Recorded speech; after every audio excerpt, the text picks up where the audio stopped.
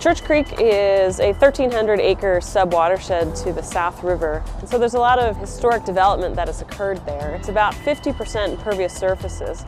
It includes areas like the Harbor Center, the Annapolis Town Center, the festival at Riva, Route 2, and a lot of residential development in that area. Most of the county has been pretty built out, and so the leading issues in terms of water quality in the Magothy River, the Severn, the South, are stormwater runoff and to a certain extent septic effluent. Historically, Church Creek was a completely wooded watershed that was really deforested twice. And so it was a lot more natural systems, wetlands, connected floodplains. We started paving and cutting down forest wholesale, and we were using chemical fertilizers, and it all started to accumulate into this giant snowball racing downhill. It comes off of those impervious surfaces at a high speed, and it really impacts and erodes our local streams. That water is flushing off and poisoning the river in big surges and gouging the stream beds open. We've identified hotspot areas. Those top two polluted areas are Church Creek and Broad Creek.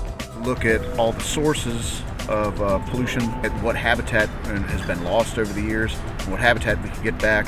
Anne Arundel County's been at the leading edge of innovation in terms of stream and wetland restoration for the past decade. But to get them back, we need water quality.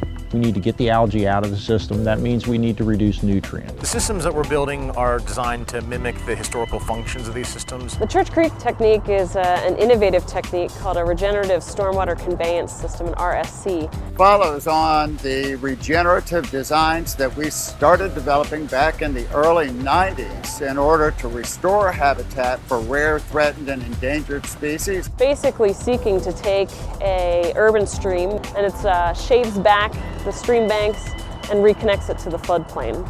That's where all the material processing takes place. That's where you get groundwater recharge. That's where you get energy dissipation. 10 years ago, the county, in conjunction with the State Highway Administration and the South River Federation, put in a project called Wilelinor.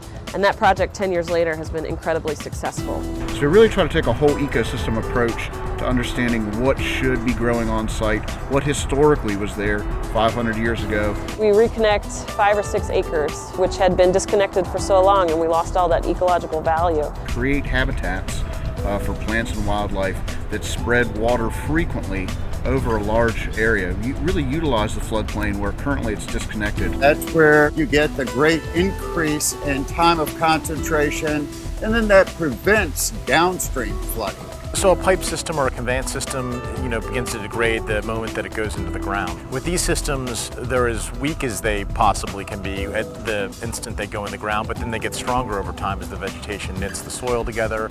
In the long term, these will be natural systems that will require very little maintenance. To really be one of the first small watersheds, potentially to achieve TMDL goals, to meet some critical urban habitat goals. It's really about stewardship.